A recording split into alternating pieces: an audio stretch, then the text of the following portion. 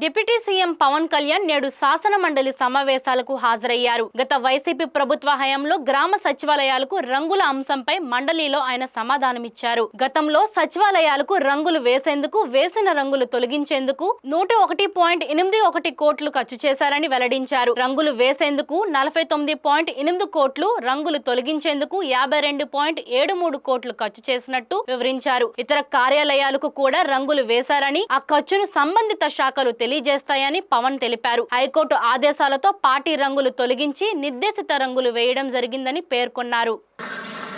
ఇది పంచాయతీ భవనాలు 2019-24 కాలంలో పంచాయతీ భవనాలు మరియు ఇతర కార్యాలయాలకు రంగులు వేయడానికి సుమారు కొన్ని 4,800 కోట్లు ఖర్చు చేశారన్న విషయం వాస్తవమేనా?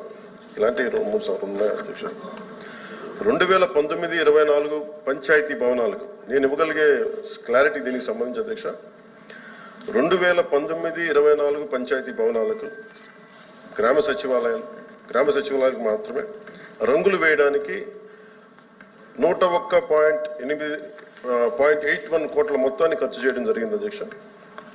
రంగులు వేయడానికి ఖర్చు చేసిన మొత్తంలో 49.8 కోట్ల మొత్తాన్ని పెయింటింగ్ వేయడానికి, 52.73 కోట్ల మొత్తాన్ని భవనాలకు ఉన్న పెయింట్ని తొలగించి మళ్ళీ తిరిగి రంగులు వేయడానికి ఖర్చు జరిగింది.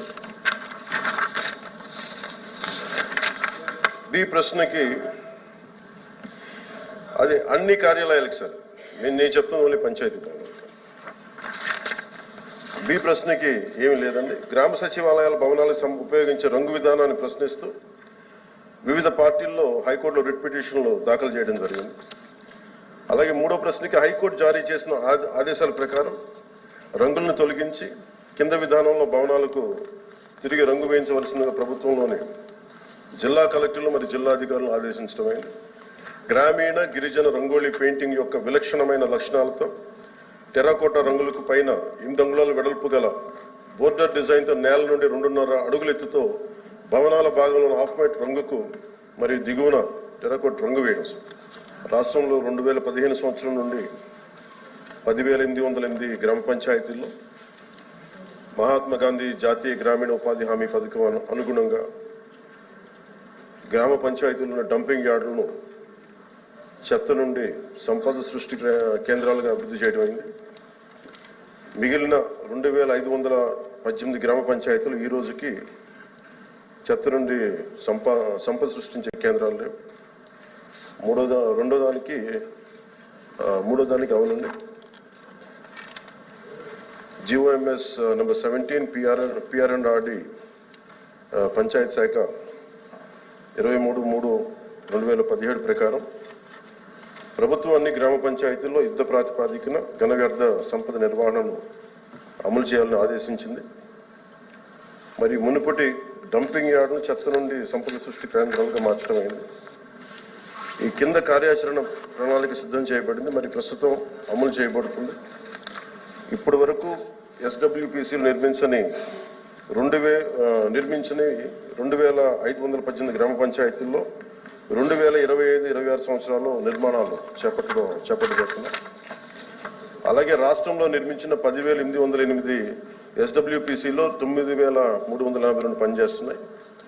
పూర్తిగా పనిచేసేవి 5,556, పాక్షికంగా పనిచేసేవి 3,826.